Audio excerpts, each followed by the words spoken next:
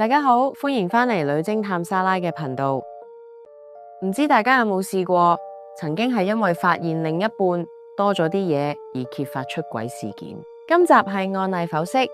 我哋處理過一單委託人懷疑另一半出軌個案。委託人聲稱對方係個時間管理大師，一齊放假日子會陪委託人，但委託人硬係覺得對方成日心不在焉，而返工嘅日子夜一夜先會現人影。已經一段時間成日好夜先返到屋企，對方只係話收工做運動或者公司好忙要 OT， 跟住我只係問咗佢一句，試諗下佢最近有冇啲咩小習慣改變咗，例如佢返工前後或者平時喺屋企嘅生活習慣有冇啲咩唔同？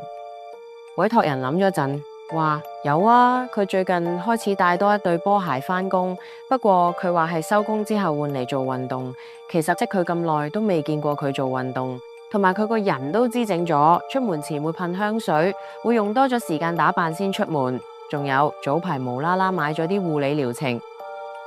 就係呢啲微小嘅細節成為咗突破口。一個成年人習慣突然改變咗，而如果係做運動，點解從未見佢攞過套運動衫？我哋順住呢條線索追查，發現佢每次加班或者有時聲稱返工嘅日子根本唔喺公司，而係附近一個健身中心。佢將運動衫放喺嗰度，換完衫就變身成為運動型去見另一名異性。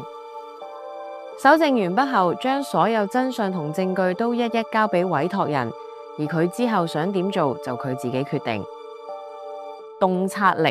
從來唔係睇你見到咩，而係識得喺正常之中發現唔正常。一對多出嚟嘅鞋，多咗嘅香水，多咗嘅護理療程，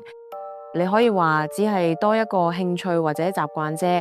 咁會唔會搞到對另一半太有疑心啊？